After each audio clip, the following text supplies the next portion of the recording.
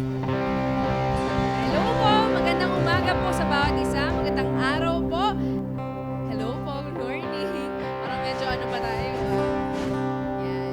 Alam ko naman mamaya, mas marami pang mga kapatiran ng darating din talaga. So, may mga space po ba yung ating mga kapatiran? Pwede tayo mag-move forward para makita natin na may space sila mamaya sa likod. Ayan. Sige po, tayo na po tayong lahat. Dahil alam ko marami nangyayari sa ating buhay. Amen ba? Amen. O yan, nakaka-relate talaga, di ba?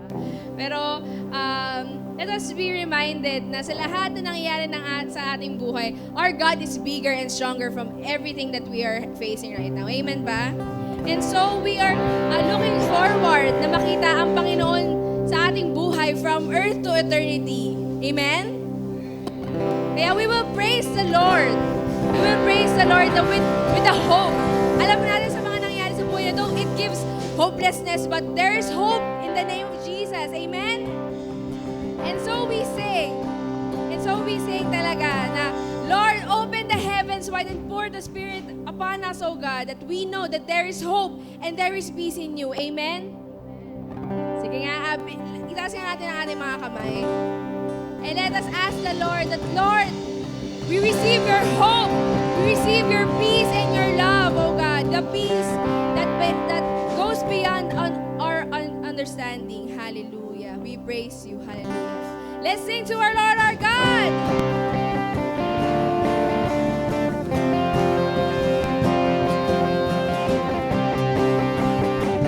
Kahit ano na naranasan natin, we give it all to the Lord. Hallelujah. Into your courts I'll run with praises flowing from my heart. Come on, church, let's praise the Lord. Every day I wake, I sing your song. It's the anthem of my life. I want to spend my days in your presence, Lord. Bow before your throne. In the house of God is where I find my peace. It's where I find my home is heaven. One day, Lord, I will live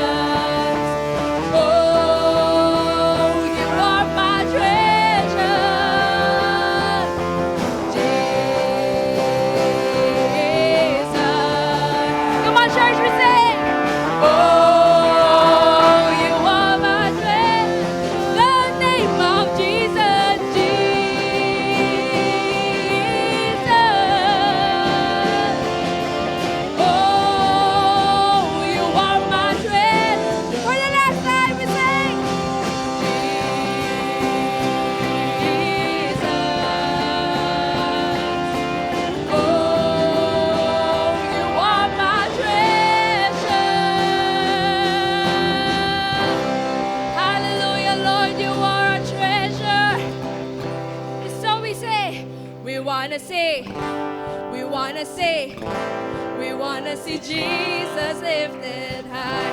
We wanna see, we wanna see, we wanna see Jesus lifted high. Yes, Lord, we wanna see you lifted high in our lives. We declare that you are our treasure and you are everything. Come on, church. We say, we wanna see Jesus lifted high, a banner that flies across this land, that all that may see the truth and know is the way to heaven. We wanna see Jesus lifted high, a banner that flies across this land, that all that may see the truth and know is the way. Shout the name Jesus. We wanna see Jesus. We wanna see Jesus. We wanna see Jesus lifted high.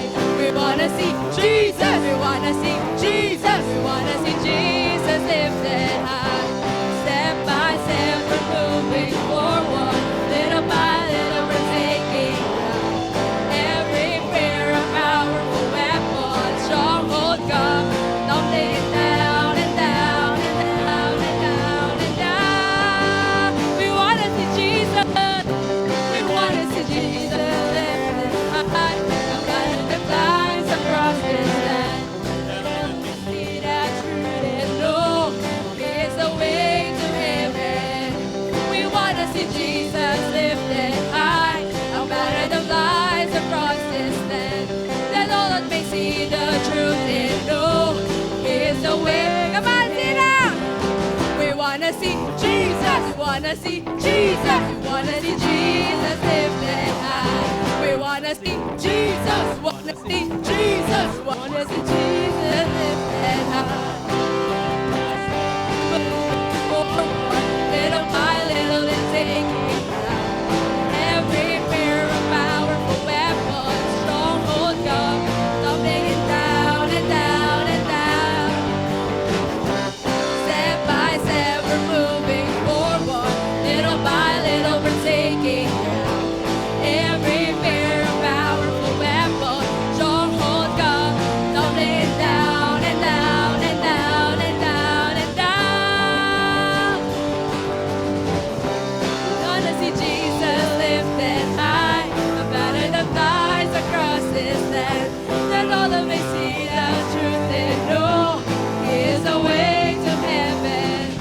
We wanna see Jesus lifted high, a banner that flies across this land, that all that may see the truth and know is the way. Are we ready to see Jesus? We wanna see Jesus. Wanna see Jesus. We wanna see Jesus lifted high. We wanna see Jesus. Wanna see Jesus. We wanna see Jesus. Mommy, what I'm glad we say. We wanna see Jesus. Wanna see Jesus. Wanna see Jesus lifted high. We wanna see Jesus. Wanna see Jesus. We wanna see Jesus lifted high. Jesus, say the name of Jesus. Hallelujah.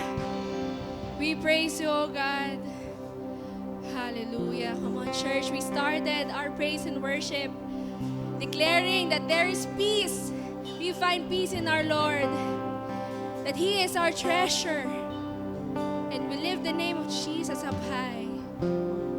Now, let us remember kung sino ba ang Panginoon sa ating buhay. That He is holy. Hallelujah. His holiness will come in this church. Will come in every part and every member of this church right now. Hallelujah. You are holy, holy. Lord, there is none like you. You are holy, holy.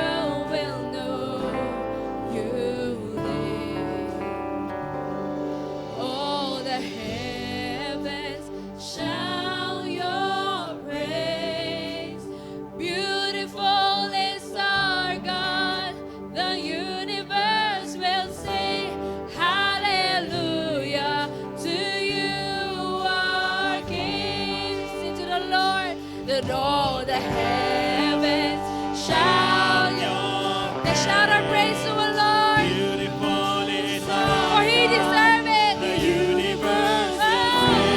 Hallelujah to you, our King. All the heavens shout your praise. Beautiful is our God. The universe will sing hallelujah to you, our King. Lord, this is your people. We sing. All the Heavens shout your praise. Beautiful is our God. The universe will sing hallelujah to you. Come on, church, we lift it up. all the heavens Shout your praise. Beautiful is our God. The universe will sing hallelujah to you, our King. We say as one church that all the heavens shout your praise. Beautiful is our God. The universe will sing hallelujah to you, our King. Oh, the heavens shout your praise. Beautiful is our God. The universe will sing hallelujah to you. For the last time, we lift it up to the Lord. And all the heavens shout your praise. Beautiful is our yes, indeed. The universe will sing hallelujah to you, our King. Hallelujah to you, our King. Hallelujah to you, our King.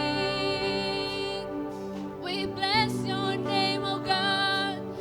You're holy, you're worthy of our praise. You are beautiful, Lord, beautiful beyond description. This church will bless your holy name, O God.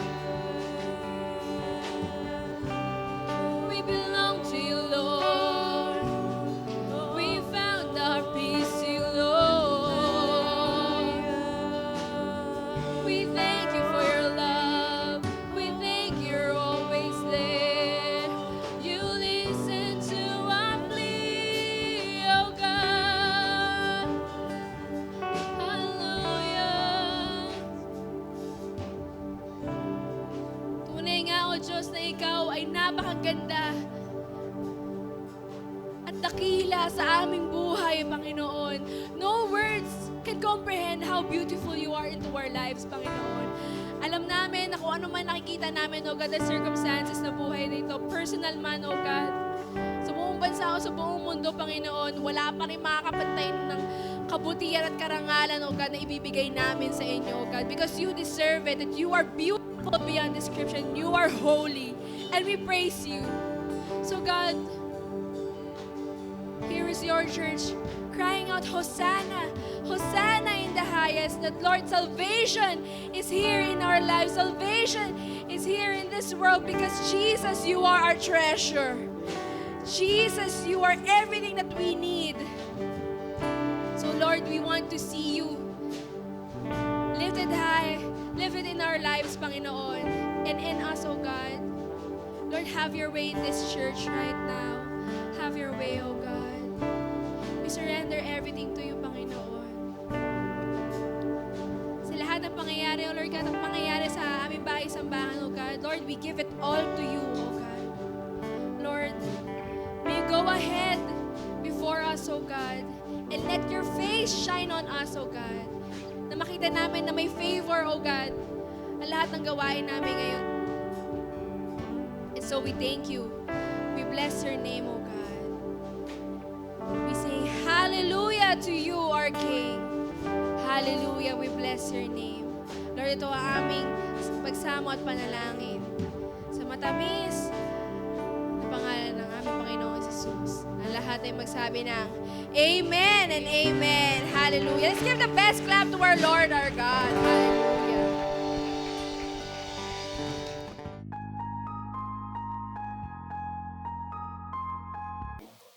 Magandang umaga po sa inyong lahat.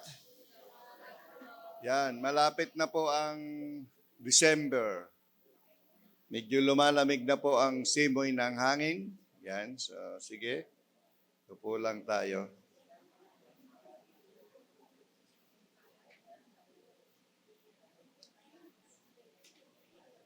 Yan.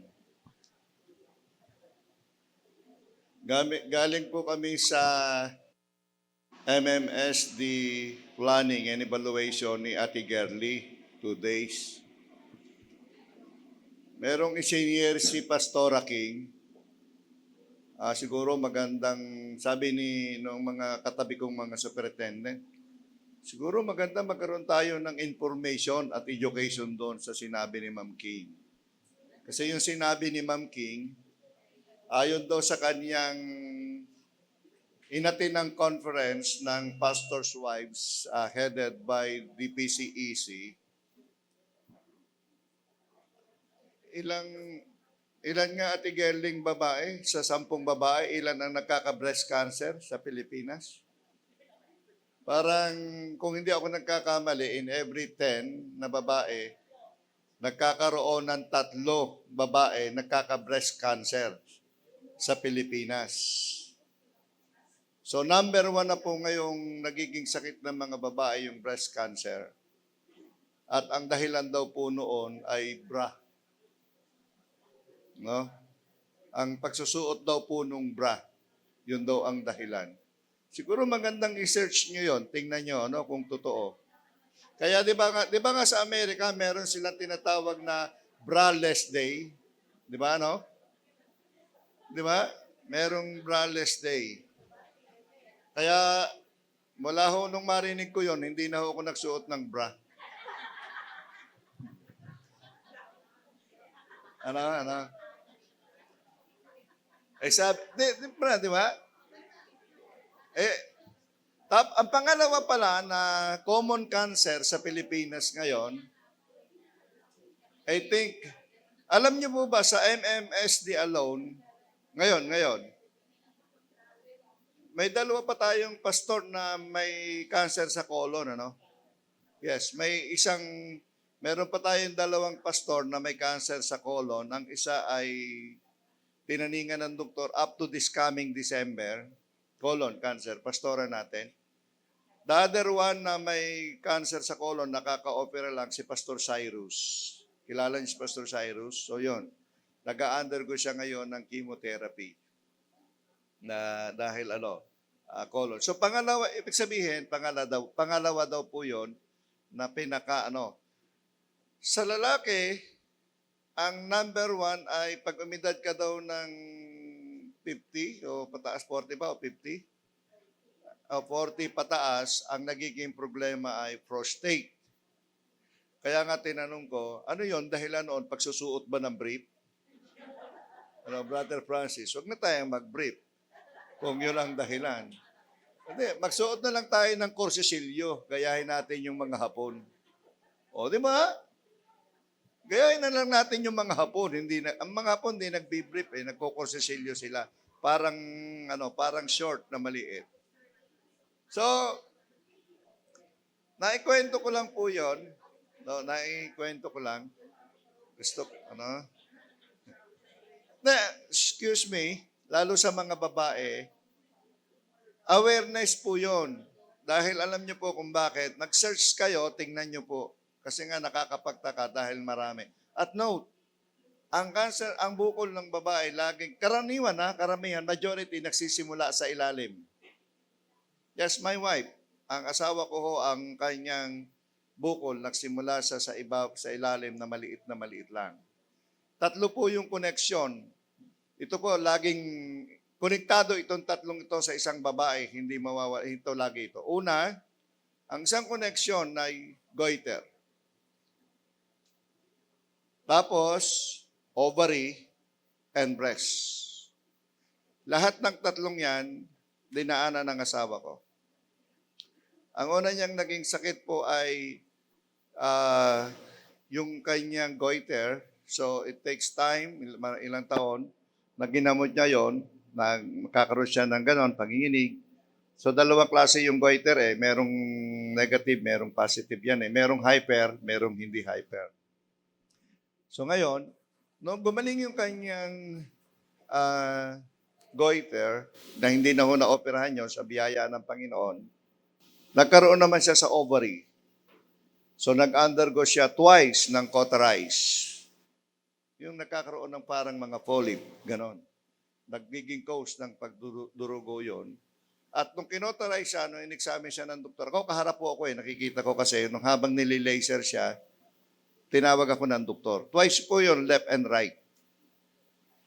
Then after ng ilang years, na nag-okay na siya, breast. Yung doon sa bandang ilalim na bukol lang siya na maliit na parang bagyan mo na makapa siya.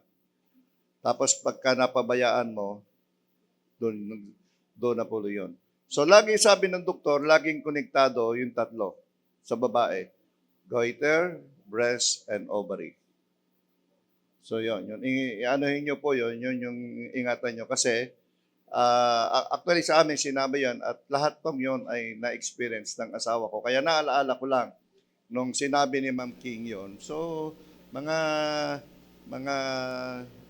kababaihan, please try to search at para makaiwas tayo, ano? Yan. Sa mga lalaki naman, so pag-isipan natin kung magbibrief pa tayo o hindi na. Alamin din natin yung cause. Then, totoo yun. Bakit, di ba? Almost. So, hindi po, no, parang minsan nangingiti tayo, natatawa tayo, but hindi ito kabastusan pag pinag-usapan kasi realidad. Realidad yan. At tayo mismo. So, kailangan po nating tingnan, kailangan nating pag-usapan yan. Mabuti. Sabi nga, dapat seryosuhin natin para makaiwas tayo. Sige, mag-aaral po tayo ng salita ng Diyos. Let's pray. Panginoon, tulungan niyo po kami sa umagang ito. Kahabagan niyo po ang bawat sa amin. Hinihiling po namin na biyayaan mo po kami ng karunungan at kaalaman. Tulungan niyo po kami ng iyong salita ay hindi lamang po namin maririnig, but higit sa lahat, Panginoon, ito po'y maisabuhay po namin. Tulungan niyo po kami na maintindihan, maunawaan at maisabuhay ang iyong salita. Sapagkat ang iyong salita po'y nagkakaroon ng bis at kapangyarihan kapag ang buhay po namin ay nababago. Kaya tulungan niyo po kami. Ito po ang aming dalangin sa pangalan ni Jesus. Amen. Amen. Okay. Ang atin pong teksto ay makikita sa Hebrews chapter 12 beginning verse 1 and 2. Ang theme ng pag-uusapan po natin ngayon ay focus.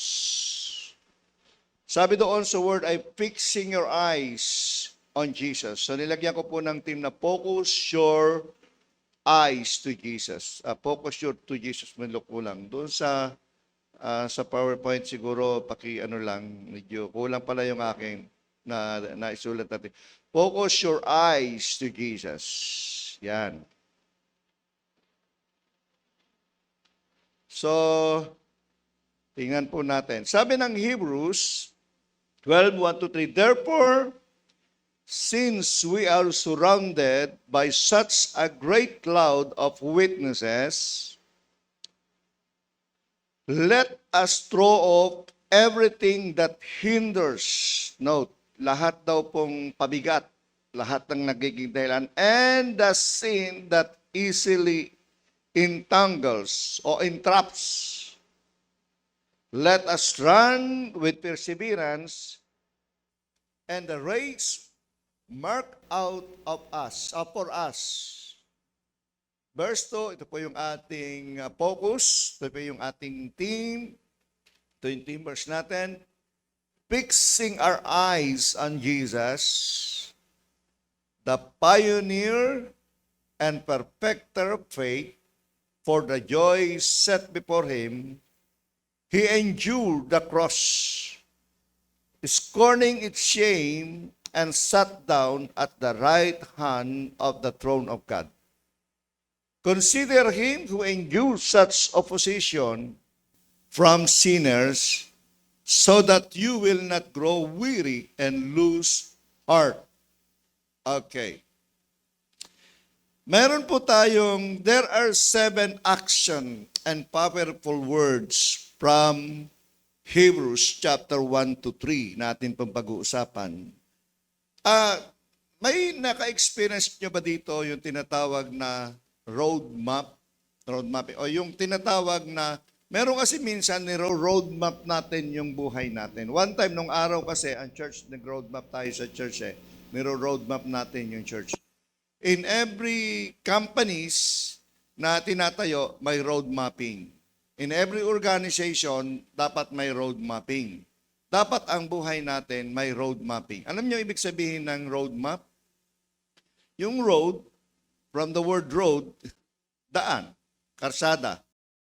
Ang map naman, siyempre, ang ibig po sabihin ng map ay direksyon. Di ba?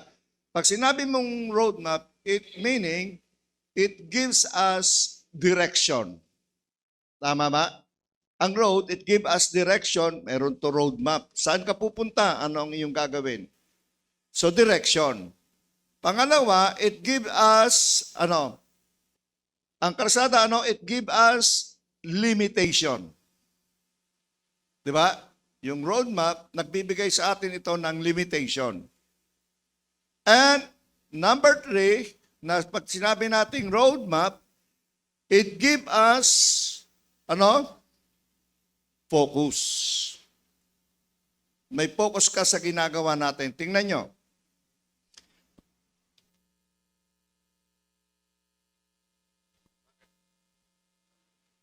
Kasi simula ko lang microphone. Hello. Okay. Yan, nawawala. Medyo naglulus ang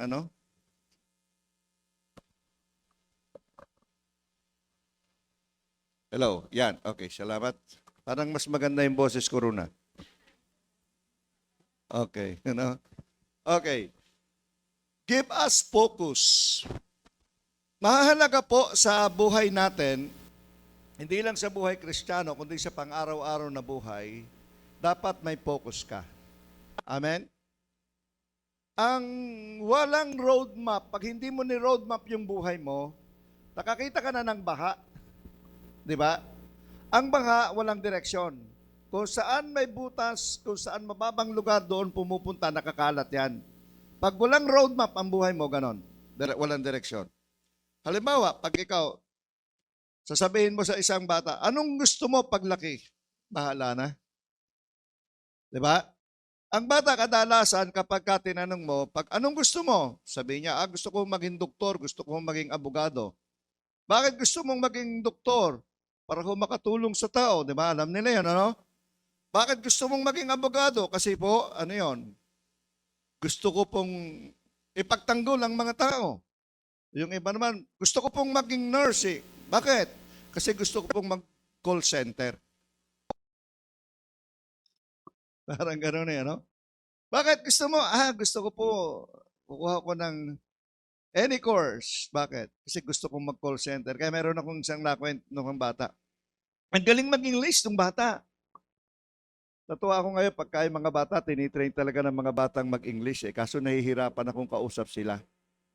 Pero ang galing. Bakit? Sabi ko, bakit tinrain mo yung bata mag-English? Bakit? Kasi sabi niya, mag-aaral yan, magtatrabaho yan sa call center. Ngayon pa lang tinitrain ko na. Kasi sa call center, kailangan magaling mag-English. Magaling ng preparation niya. Di ba? Yung magulang niya, bata pa tinrain. Bakit? Kasi gusto niyang magtrabaho sa call center yung anak niya. Masama ba? Hindi.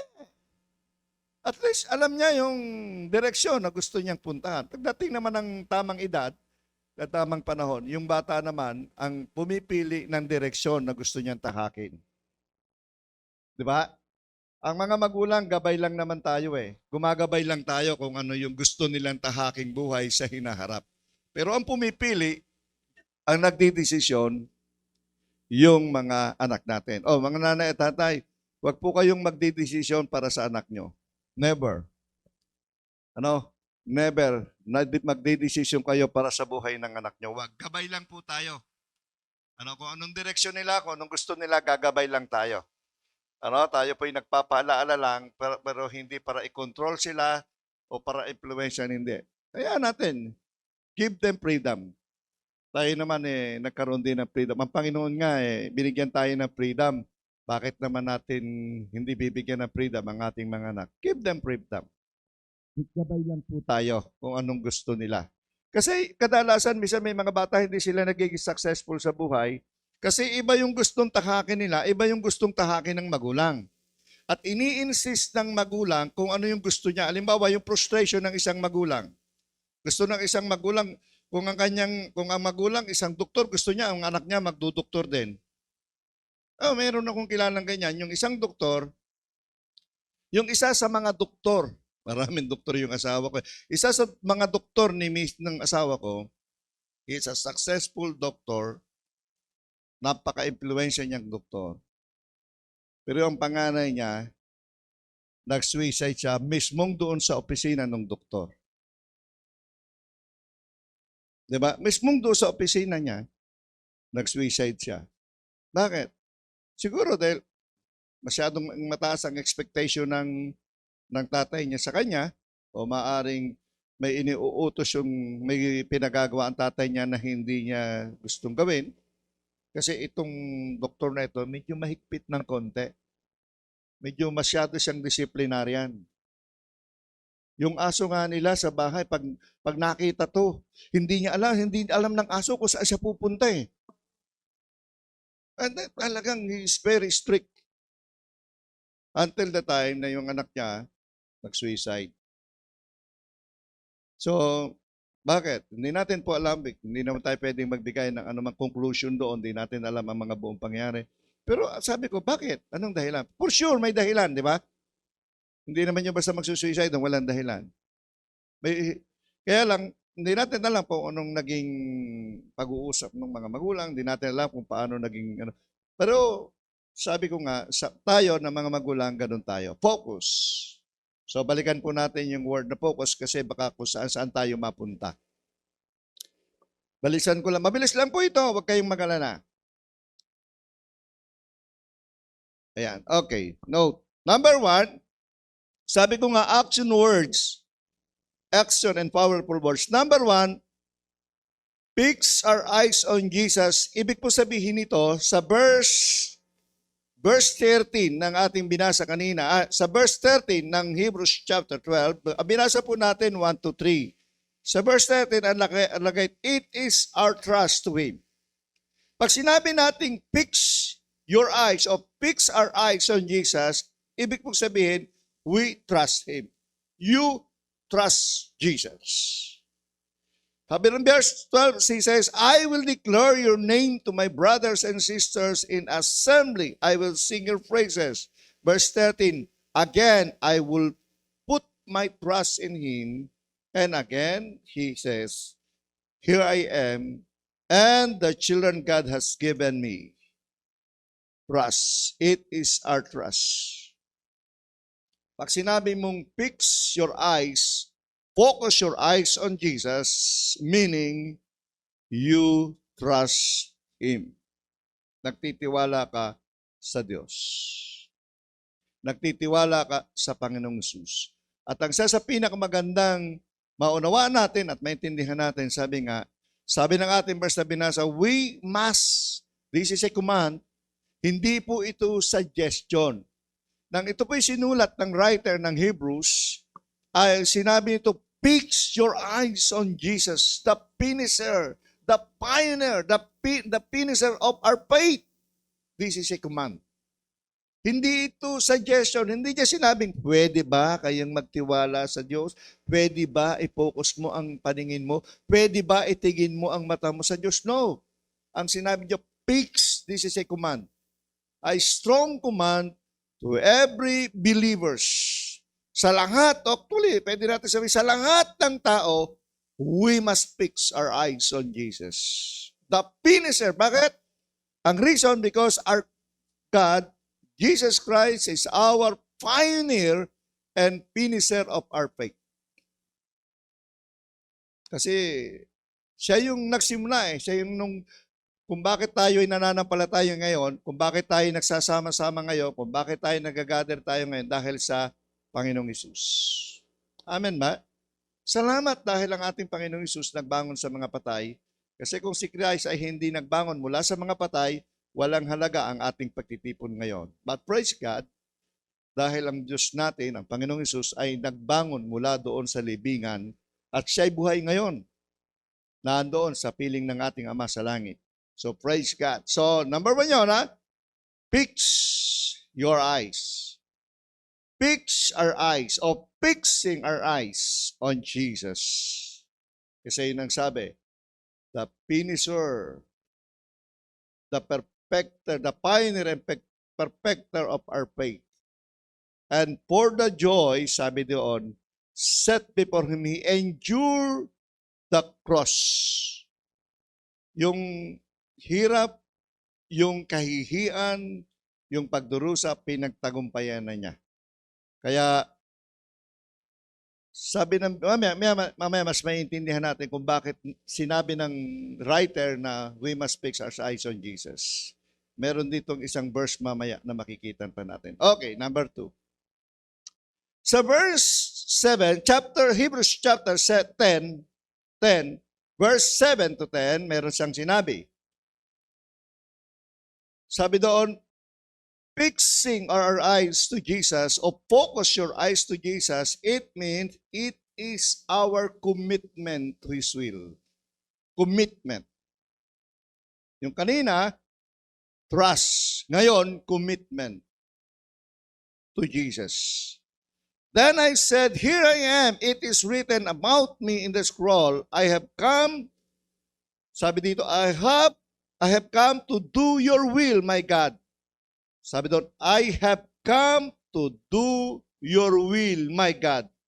First, he said, sacrifices and offerings, burnt offerings and sin offerings, you did not desire, not were you pleased with them, though they were offered in accordance with the law. Then he said, here I am, I have come to do your will. He set aside the first to establish the second, and that will we have been made holy through the sacrifice of the body of Christ, once and for all. Sinasagot niya yung pangalawa, yung una kanina, kaya tayo kailangang magtiwala sa Panginoon kasi si Kristo ang nagsakripisyo para sa atin, minsan para sa lahat. Note, minsan lang si Christ mamamatay. Isang beses lang mamamatay si Christ. Hindi na uli siya muling mamamatay. At ang kanyang kamatayan at ang kanyang muling pagkabuhay ang nagbigay sa atin ng buhay. So sabi doon, it is our commitment. Sabi doon sa word, it is our commitment to do His will. Yung kalooban ng Diyos. So ang Panginoon nagpunta sa lupa namatay para iligtas tayo. Yun yung kanyang commitment. Sa Old Testament, binanggit sa ating binasa, meron silang sin offering, sacrificial offering, thanksgiving offering. Pero ang lahat ng mga offering na yon ay hindi naman sinabi ng Biblia na masama yon. Pero hindi ang Diyos nalulugo doon. Kung hindi ano yon, ang kaluguran ng Panginoon yung minsan na si Kristo ay namatay para sa ating lahat ng mga kasalanan. Once and for all. So ang ating commitment, kaya sinabi, fix your eyes on Jesus. Commitment. Saan? Sa ating Panginoon. Bakit? Kasi siya yung gumawa ng lahat para sa atin So ang ating commitment ay nasa Panginoong Hesus at sa Kanyang salita. It is our commitment. So number 3. So yung una ay trust Him. Number 2 ay commitment to His will, sa kalooban ng Diyos. Sabi nga, commitment. It is our commitment to do God's will. Siguro wala na naman magtatanong kung ano yung kalooban ng Diyos, ano? Kasi ang isasagot ko sa inyo, isa lang. Read the Bible.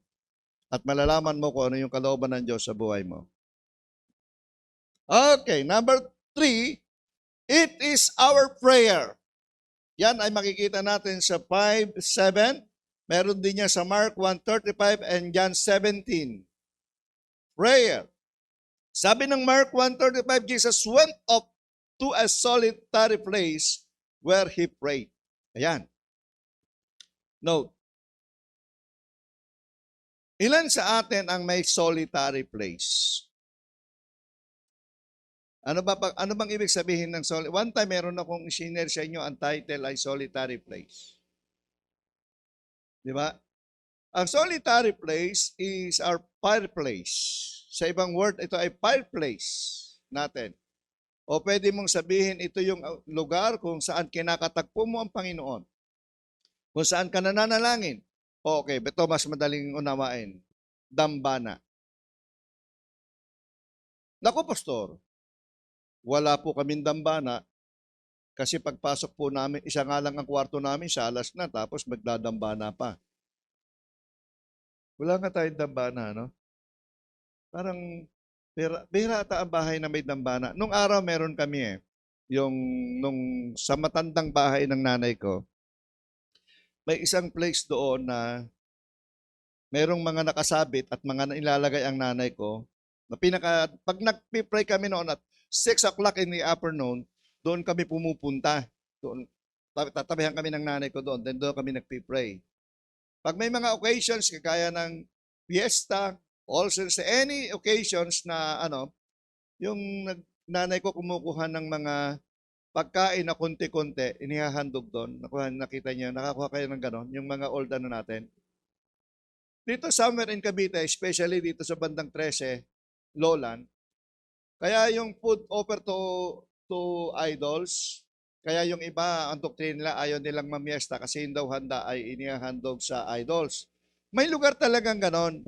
Bago mo kainin, yung lahat ng pagkain niluto, bago mo kainin, inihahandog muna nila. Pinagpipray nila. Pero sa amin po, pagka sa amin, kukuha lang ng konti, representative. Yan ang tawag ko. Ano yan, Nay? Pagka undas, kukuha siya ng isang suman, kaunting salabat. O ano yan, Nay? Offer. Ano yan, Nay? Bet isa lang. Ay kasi, anong tawag ko doon ay representative. Yun lang daw. Yun lang niya. At least the rest, hindi. O hindi no-offer, yun lang representative. Meron ganon. Ang tawag nila doon dambana. It's a solitary place. Ang Panginoong Hesus, every time, pumupunta sa solitary place. Saan ang solitary place ng Panginoon? Sometimes sa bundok, sometimes sa tabi ng dagat, o kaya sa Garden of Eden. May iba-iba. Ibig sabihin, ang solitary place ay isang lugar kung saan mo pwedeng katagpuin ang Panginoon. Amen? Not necessarily na gumawa ka ng dambana. Hindi naman masama, okay lang. Kung may space sa bahay mo, gumawa ka ng prayer room, good. Okay lang yun. Pwede kang gumawa ng prayer room doon sa bahay mo kung mayroon kang space. Wala namang masama doon. Pero sa atin, na limited space lang, kung saan pwede mong katagpuin ng Diyos, kung saan pwede kang magbulay-bulay, kung saan ka nalanalangin lagi, that is your solitary place. Kung gusto mo sa bubong, pwede rin. Yung iba nga, sa CR. Bakit? Kasi ang holy place nila yung CR. Bakit? Walang istorbo ron. Pag sinarado mo yon, walang i-istorbo sa'yo. Di ba? So nakakapag-pray sila doon. Kung saan? A solitary place. Bakit? Sabi nga, our focus on Christ, sabi nga, it is our prayer. Fixing your eyes on Jesus, meaning you pray always. Amen? Hello? Una, sabi dito, when we fix our eyes on Jesus, we trust Him. Second, when we fix our eyes on Jesus, our commitment is to do God's will. And thirdly, sabi nga doon, when we focus our eyes on Jesus, then we pray. Pwede mo bang sabing, oy, I focus my eyes on Jesus, pero hindi ka naman nagpipray? Actually, laging kakambal yan, hindi ko lang inilagay eh. When we pray, we read the Bible. Amen? Hindi mo pwedeng paghiwalayin yung reading the Bible, yung meditation, yung ng Word of God at saka yung prayer. Tama, no? Yun, hindi ko na nilagay. Sabi nga, we pray, then we meditate the Word of God. Amen ba? Minsan nga, nagbabasa tayo ng Biblia, hindi na tayo nakakapag-pray. O minsan naman, nakakapag-pray tayo, nagmamadali tayo, hindi tayo nakakapagbasa ng Biblia. Kaya nga sabi nung isang kilala kong preacher, ang ginagawa niya, sa bawat location ng bahay niya, meron siyang Word of God na nakadisplay. Paglagay mo doon sa rep, nakalagay doon, the Lord will provide. Wow, di ba? Doon sa rep o doon sa bandang kusina, ano? So, yang maganda siguro i-practice, ano? Sa pagpasok sa pintuan, nakalagay may Word of God, bawat room, bawat ano? Tapos pagdating doon sa loob ng siya, nakalagay rest and peace. Nakalagay, ano. Oh, ito. Sige. Ano yung bagay na naranasan nyo sa buhay nyo na talagang masasabi mong, wow, sisigaw ka sa sarap. At talaga namang sasabi mo, yes, tagumpay. Ano yon? Meron ba kayong ganong karanasan? Hello? Meron kayong ganong karanasan? Ako, marami. Ano yon? Yung nakasakay ako ng bus, tapos sumakit ang tiyan ko. Tapos pinagpapawisan ka. Di ba? Hindi mo maintindihan kung anong tayo mo, no? Hirap na hirap ka. Pag nakakita ka ng CR at paglabas mo, sasabihin, wow, it's a victory. Yes. Tama ba? O kaya lagay nyo doon sa CR nyo, rest and peace. Ang kwento, di ba? No? May experience ba kayong ganon? Ay, nako, sige. Pag wala kayong karanasan ganon, kulang ang buhay nyo. Tama ba? Okay, di ba? Tama? Oh, okay. Okay, letting go, when we fix our eyes on Jesus, then we pray. Sabi doon sa Hebrews 5:7-10, during the days of Jesus' life on earth, He offered up prayers and petition with fervent cries. Note, tingnan nyo to. Ulitin ko.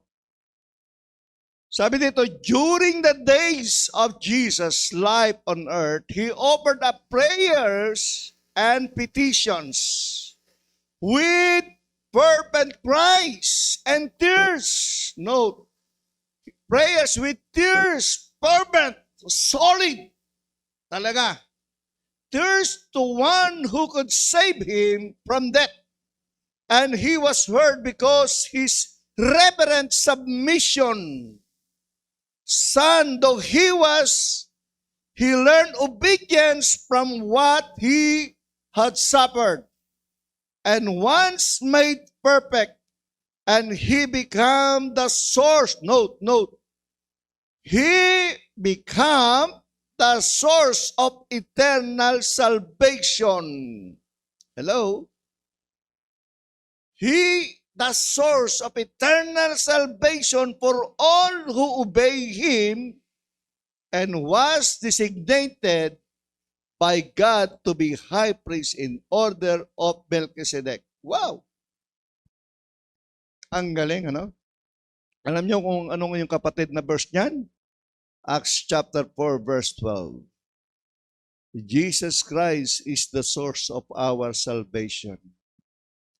Ibig sabihin, by accepting Him and obeying Him. Amen? Hello? Ang ganda nung verse ngayon, ano? He prayed. I note, ang tanong dyan, mamaya malalaman mo kung sino yung ipinagpipray ni Christ. Bakit sabi nga, He prayed fervently with tears ang kanyang panalangin. May experience ba kayo nag-pray? Tapos sa sobrang solid ng panalangin nyo, talagang pinagpapawisan kayo.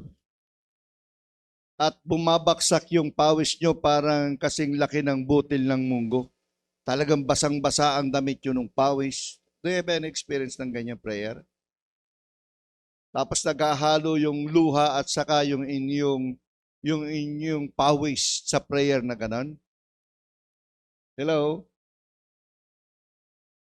Sino may experience na pumunta ng prayer mountain? O, di ba? Meron daw, no? Sa prayer mountain, subukan yung mag-ikot. Subukan nyo lang. Malalaman nyo naman yan kung may tao eh. Minsan may step in sa labas. O minsan may maririnig kayo, no? Diyan sa Antipolo, marami diyang yung talagang maririnig mo, yung solid yung prayer nila eh. Yung iba nga, sa sobrang solid, naghihilik eh. Na-experience nyo yun? Pagdating mo doon doon sa loob ng prayer sa prayer mountain, sa mga prayer room, sa mga cells nila, maririnig ka rin talagang umiiyak. Talagang grabe yung prayer nila. Bakit maririnig mo sa labas? Kasi naririnig naman sa labas. Tapos, pero mayroon nakakatuwa, mayroon ding namang ang lakas magilik. Sabi ko, wow, solid talaga. Solid ang kanyang pagpapahinga sa loob, no? Siguro sa pagod. No. Ito. Masama ba ang matulog? Hindi Note, alam niyo ba minsan kapag ka nagpi-prayer and fasting kayo, ako I experienced that. Pag nagpi-prayer and fasting kasi minsan nakakatulog ka. Minsan parang naramdaman mo, pagod mo, basta nakakatulog ka. Bakit? Basta ang tinanong ko doon sa isang pastor, Pastor, masama ba yung gano'n? Sabi, no, it's not. Sabi niya, bakit? Kasi ina-allowed lang ni Lord na magkaroon ka ng pagpapahinga. Kasi alam ni Lord, pagod yung lupang katawan mo, nangihina ka, then He allowed na antukin ka at matulog ka, magpahinga ka. Hindi naman masama yun eh. Hindi naman nawawala yung spirit of prayer kapag tulog ka. Amen ba? Hindi po masama yun. Baka sabihin nyo ko, pag natulog ka, worldly ka. Ay, mamamatay tayo pag di tayo natulog. We need rest. Pero ang maganda dyan, sabi nga, prayer, it is our prayer. So, pangatlo na yun, pang-apat. Punta tayo Ganun ng verse, tandaan nyo po yun, Hebrews chapter 5, beginning verse 7 to 10. The solid prayer ni Christ. Doon sa Mark, pumupunta siya sa solitary place. Mamaya makita natin kung sino ang ipinagpipray niyan. Yan. Sa bandang huli. Sa number 7. Okay, ito. Number 4. When we fix our eyes on Jesus, it is our overcoming temptation and suffering. It's a victory for us. Sa chapter 2, verse 10 and chapter 4, verse 15. Makikita natin yan dyan.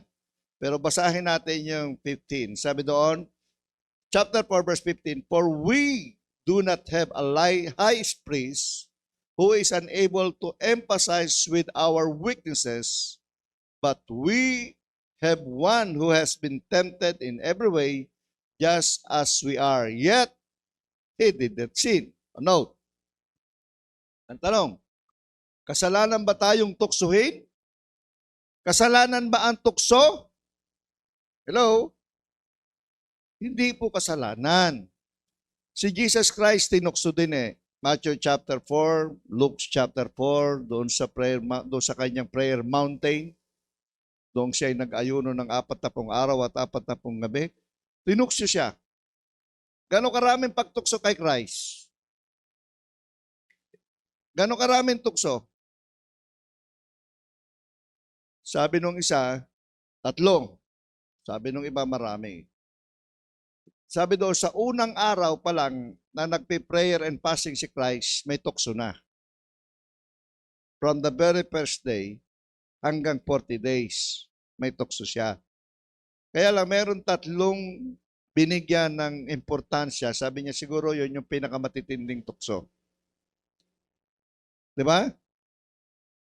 Hindi po masama yung tuksuhin. Pero ang maganda doon, when we fix our eyes on Jesus, we overcome temptation and we overcome sufferings. Amen? Hindi po natin as a believers of Christ, as a Christians, sabi nun, bilang mga mananampalataya, bilang mga anak ng Diyos. Note. Tandaan niyo po ito. We are not all exempted sa temptation and sufferings. Kapag tinanggap mo si Christ bilang sariling Panginoon at tagapagligtas ng iyong buhay, hindi ka dadaan sa lantay na ginto. Dadaan tayo sa lantay na ginto, hindi dito sa lupa, doon sa langit. Pero hanggang tayo po'y nabubuhay dito sa lupa, hanggang tayo'y naandito pa sa ating temporal na katawan, dito sa mundong ito, kakambal po natin ang suffering. Amen? Di ba? O tingnan nyo yung mag-asawa. Sa mag-asawa, di ba pagka mag-boyfriend, mag-girlfriend, anong unang ibinibigay ng lalaki? Ano? O pag magpapakasal na sila, di ba meron silang tinatawag na engagement ring. Tama? O, parang hindi naniniwala. Sasabi nung isa, hindi ata ako tumanggap nun. Meron ba akong engagement ring? Ano? O, pagka mag-asawa na, ano na? O, pagka bago magpakasal, may engagement ring. Pagka mag-asawa na, ano na? Meron ng suffering. O, di ba? Tama? Engagement ring, suffering, ano? Hello? Note, balikan natin. When we focus our eyes on Jesus, sabi doon, we overcome temptation and suffering. Bakit kakambal ng buhay natin yan? Sabi nga, kapag doon sa langit, sa piling ng Panginoong Diyos, for sure wala na kasi sabi ng Revelation, buburahin ng Panginoon, papawiin niya ang ating mga luha. So, for sure doon wala na. Ngayon, kung ayaw nyo na po ng suffering, kung ayaw nyo na po ng tukso, madali lang. Alam niyo kung madali lang? Anyway, ganito eh. John chapter 14. Anong pangako ng Panginoon sa John chapter 14? Ako ay pupunta saan? Sa aking Ama, sa presensya niya. At ano yung gagawa siya ng bahay. Diba? Yung iba ay mansion, yung iba ay rooms, ang tawag. At kapag yari na, nakagawa na ako, babalik ako dito para kuhanin ko kayo. Si Celia, maagang natapos ang bahay eh. Nung natapos na yung bahay, kinuha na siya ni Lord. Gusto niyo ba? Matapos na yung bahay niyo kaagad, bilisan niyo. Kaya one time, narinig ko doon sa isang pastor, ang nagpapadala daw ng materyales ng bahay natin sa langit tayo. Pag masipag daw tayo, nagpapadala tayo ng materiya sa langit. Sabi ko, dapat pala tamad ako. Bakit? Para hindi agad matapos. Kasi pag tapos na yung bahay mo sa langit, bababa na si Christ, kukuhanin ka na eh. Ano, di ba? O, di ba? Sabi, kapatid, tapos na yung bahay mo. Di ba? Akyat ka na sa langit, meron ka ng room doon eh. Note, excuse me, doktrina ko lang po yun, ha? Yes, magpiprepare si Christ ng bahay sa langit. Pero hindi naman nangangahulugan. Tapos na, hindi naman natin alam kung kailan. Huwag po niyong biro ko lang yung sinasabi niyo, ay tapos na yung bahay mo, kaya kinuha na nasa langit na. Tapos na. Hindi tayo, medyo malabo yung ganun doktrina. Pero, nasa Biblia, ginagawa tayo ni Lord ng bahay doon sa langit. Nasa Biblia yun, John 14 yun. Pero, kung kailan matatapos at kung kailan kukuhanin, hindi po natin alam yun. Hindi natin alam kung kailan. So, ang mahalaga dito, when we fix our eyes on Jesus, we overcome temptation and suffering. Amen? Okay, at tandaan natin, marami pong trials, maraming pagsubok, may madali, may mahirap, may mabigat na tukso, may madaling tukso, may magaan na tukso, merong lahat. Pero lahat po ng yan ay mapapagtagumpayan na natin kapag ang ating matay nakapokus sa Panginoong. Ibig sabihin, fix your eyes on Jesus. The finisher, ulitin ko, pioneer and finisher of our faith. Diba? Finisher, the pioneer and finisher of our faith. Kasi kapag nawala yung faith natin sa Panginoon, bibitaw tayo. Manghihina tayo at bibitaw tayo sa ating Panginoon. Ito. Okay, number 5. Bilisan na. Malapit na po tayo. It is our loyalty to the Father. Verse 2 and 3. Hindi ko na po babasahin. Kanina binasa natin sa ating teksto. It is our loyalty to the Father. When we fix our eyes on Jesus, meaning we are loyal. We are faithful to our God, to our Father. Amen? Kapag ibig sabihin yung faithfulness, yung loyalty natin, nasa Diyos, yung kanyang katapatan. Yung ating katapatan ay nasa Diyos. Pwede mong, minsan nag-wave ng konti, pero ang importante doon, hindi po tayo sumusuko ng pagtitiwala sa ating Panginoon. Yan. Verse 20. And number 6, yan. It is our joy to seek Him and serve Him. Now, note, when we serve God, sa number 6, sa verse 2, when we focus our eyes on Jesus, or when we fix our eyes on Jesus, meaning our joy, sabi doon, we seek Him and serve Him. Anong ibig sabihin noon? Kagalakan po natin ang hanapin ng kalooban ng Diyos at kagalakan natin ang paglingkuran ang Diyos. Amen? Masaya ba tayo pag naglilingkod sa Diyos? Oh? Totoo.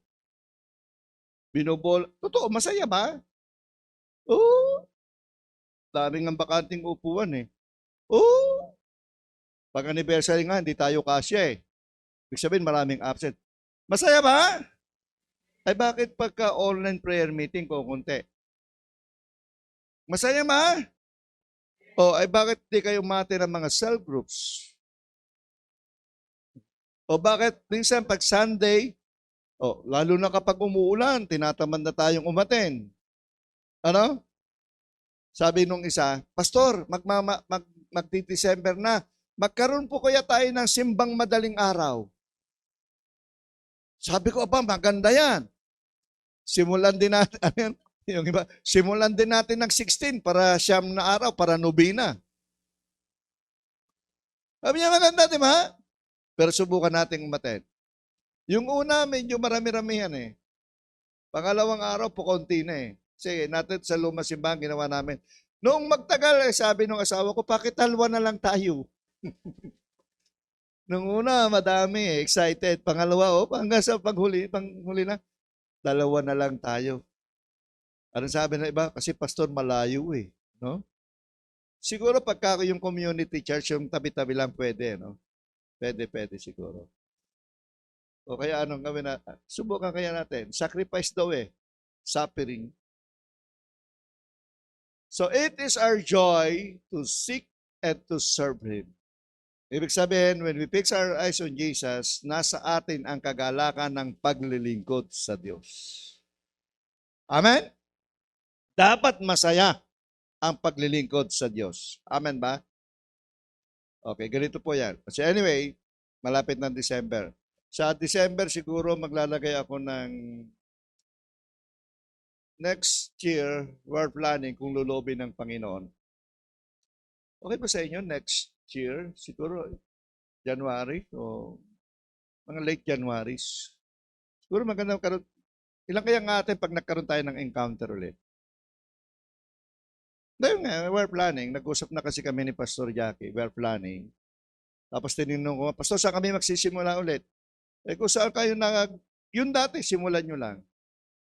So, December siguro, may country tayong preparation by January. Subukan natin na ulit, no? Tapos, medyo maganda tayo by January, magunti tayo.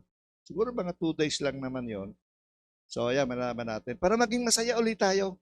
Amen ba? Buhayin uli natin yung ating fireplace.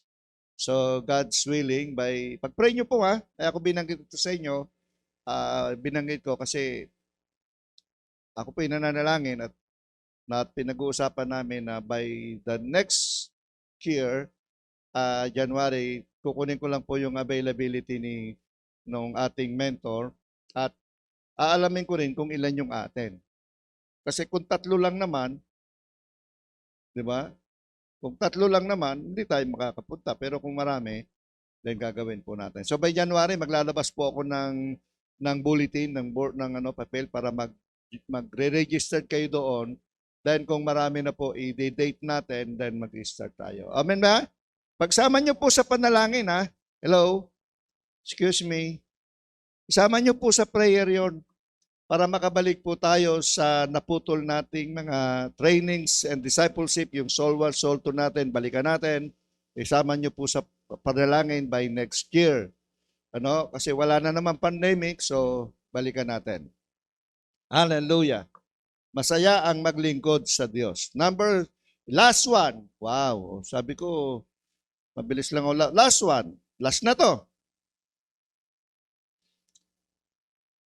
Sabi nga dito, when we fix our eyes on Jesus, it is our source of strength. Mahalaga pala to. Kaya daw po, mahalaga, sabi dito, fix your eyes on Jesus because it is our source of strength, love, grace, mercy, and help.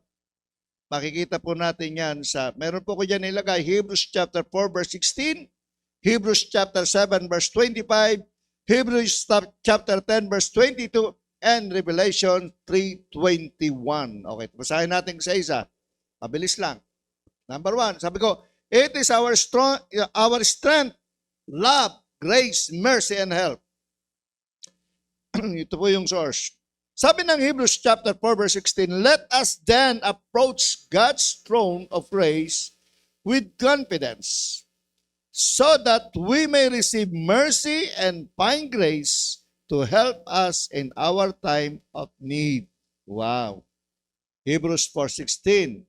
Pagdating ng 7:25 ng Hebrews, therefore He is able to save, note, He is able to save completely to those who come to God through Him. Note, complete salvation through Him because He always lives to intercede for them. Note, anong sabi doon?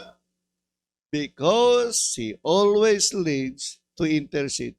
Kaya pala si Christ lagi pumupunta sa solitary place. Para saan? Ano ang katunayan nyo? Nakasama tayo sa panalangin ni Christ. Basahin nyo po ang 17 ng John. John 17.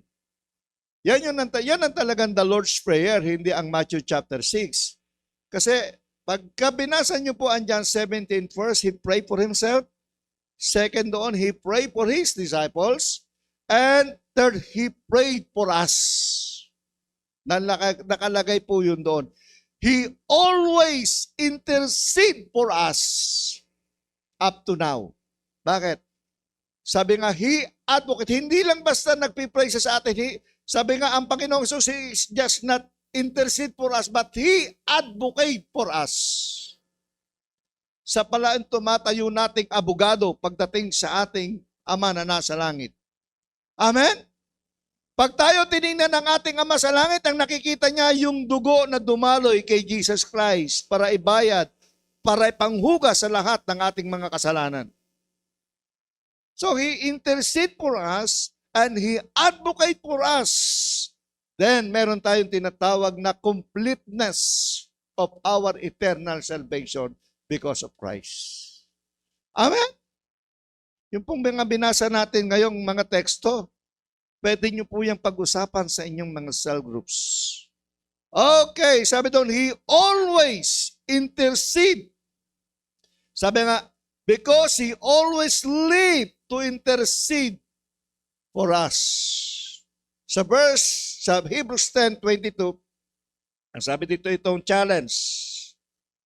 Sabi dito ang hamon sa atin. This is our challenge. Sabi dito, let us draw near to God. Draw near to God with sincere heart and with the full assurance that faith brings, having our hearts sprinkled to cleanse us from the guilty conscience and having our bodies washed with pure water. Ano yung pure water dyan? Hindi yan yung Hindi yan yung Wilkins. Hindi rin yan yung yung mga pure water. Hindi yan yung bread from water, yan bread from heaven. Hindi. That is the Word of God. Di ba? He cleansed us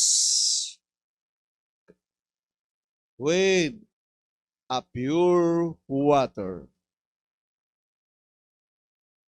Then, ito yung revelation. There is a challenge. Yung challenge sa atin, draw near to God.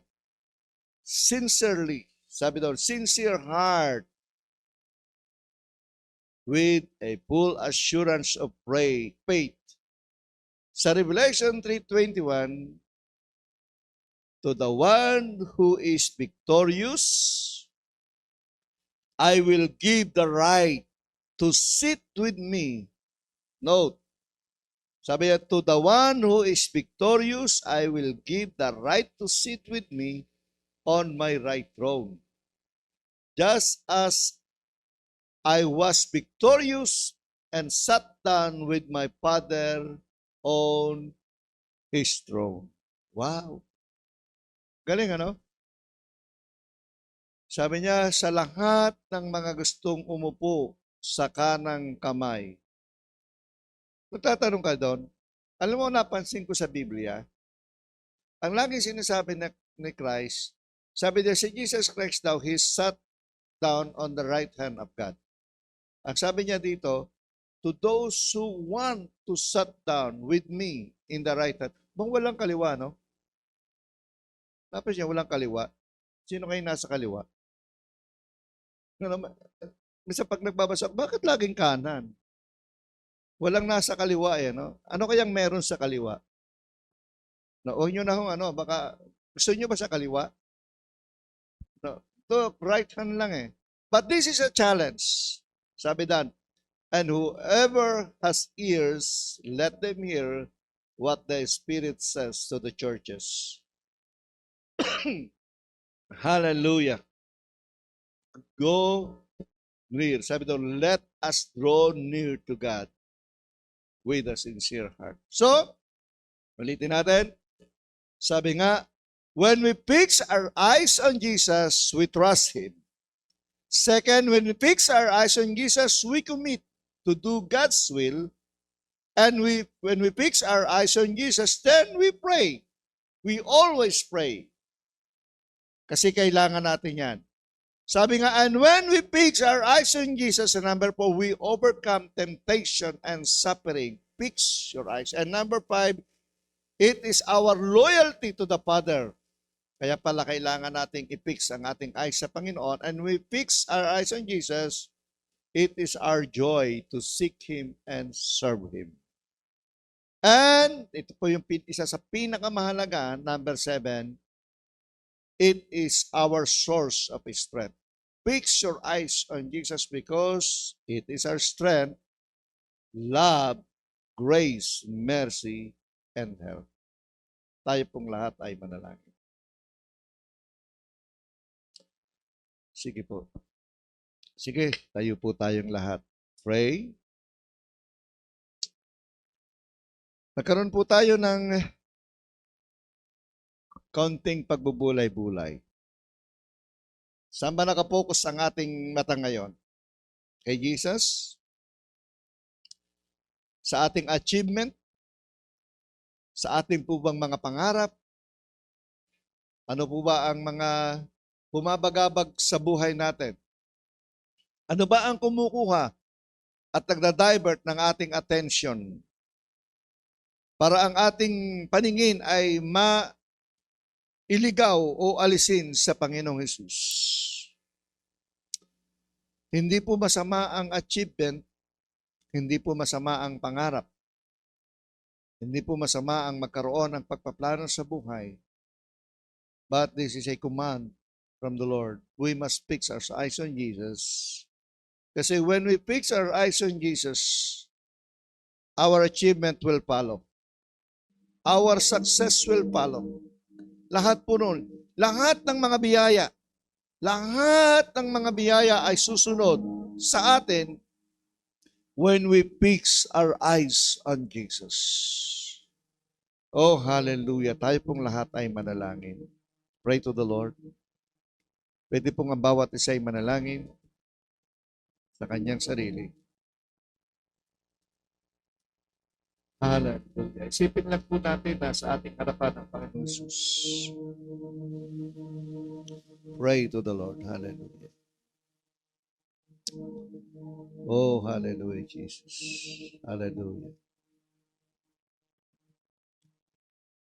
Yes. Naniniwala ka po kami, Panginoon, ang bawat isa na narito ay may kanya-kanya pong pangarap sa buhay. We want achievement, Panginoon. We want success, Panginoon. Pero salamat sapagkat sinabi mo, Panginoon, when we fix our eyes on Jesus, victory will follow. Success will follow. Achievement will follow. Yes, Lord. Tulungan niyo po kami at patawarin niyo po kami, Panginoon, kung minsan ang aming mga mata ay tinitingin po namin sa maraming material na bagay o sa mundo, Panginoon, dito sa sanglibutan o ang mga bagay sa sanglibutan. Marami po, Panginoon, sa amin ang bumabagabag. Marami po sa amin ang nagbibigay ng kaguluhan at ng kalituhan. Minsan, Panginoon, sa mga pagsubok, sa mga trials, doon kami tumitingin. Yun ang aming nakikita. Tulungan mo po kami, Panginoon, na ang amin pong matay maipokus sa iyo lamang. Ikaw lamang, Panginoon, ang aming makita, sapagkat naniniwala kami, Panginoon, na kapag kami laging nakaisa iyo nakatingin, kapag lagi po naming nabubulay-bulay ang iyong salita, kapag lagi po kaming nananalangin, naniniwala at sumasampalataya po kami, Panginoon, na ang pangtagumpay, Panginoon, ay sa amin. At kahit na gaano man kabigat o marami mang pagsubok, ito'y nagiging magaan. Panginoon, anumang hirap, ito'y nagiging madali dahil ikaw ay kasama namin. Ama, sa pangalan ni Jesus, sa pangalan ni Jesus, muli ay aming isinusuko ang aming buhay. At muli ay hinihingi po namin na pagharian niyo po kami. Muli, Panginoon, ay tulungan mo po at naakayin ang aming mga kamay sa iyong mga landas na dapat naming lakaran. Tulungan niyo po na ang aming mga paa ay lumakad sa tuwid na landas, Panginoon, ng patutunguhan diyan sa iyong piling, upang patuloy po naming magawa ang iyong kalooban sa buhay po ng bawat isa sa amin. At anumang kaguluhan, Panginoon, at anumang pag-aagam-agam ay iyo pong alisin upang ang amin, Panginoong, paglilingkod sa iyo ay maging maayos at maging matuwid. Ama, sa pangalan ni Jesus, tulungan mo po kami na sa bawat araw ay ugaliin po namin ang pumunta sa solitary place. Hanapin ang iyong kalooban, Panginoon. Gawin ang iyong kalooban. Pagbulay-bulayan ang iyong salita. O minsan pa, Panginoon, iparamdam niyo po na akapin kami. Tulungan niyo kami, Panginoon. Akapin niyo po kami, Panginoon. Akapin niyo po kami. Oh, hallelujah, hallelujah, hallelujah. Oh, tulungan niyo po kami na makapagpahinga, Panginoon, sa iyong mga kamay. Lagi po kaming hawakan, Panginoon. Lagi mo kaming akapin, Panginoon, at aliwin mula sa lahat ng aming mga kalungkutan. Salamat po. Salamat, Panginoon, sa bawat kaluluwa na narito, sa bawat lalaki. Panginoon, dalangin po namin anuman po ang mga pinagdadaanan ng aking mga kapatid dito, iyo pong bigyan. Kung ang iba po sa iba, Panginoon, ay may mga mabibigat na suliranin, may mga bigat na problema, mabigyan niyo po sila ng kapahingahan. Bigyan niyo po ng kalutasan. Kung ang imay may karamdaman, Lord, I pray, Lord, and I speak healing, Panginoon, to everyone, O God, sa pangalan ni Jesus. At sa lahat ng nangangailangan, patuloy niyo pong buksan ang bintana ng kalangitan at ibuhos niyo po ang pagpapala na walang silid na sapat na kalalagyan. Salamat po, Panginoon. Ito po ang amin dalangin. Kapurihat kalwalate ay binabalik sa matamis na pangalan ni Jesus. Amen and amen.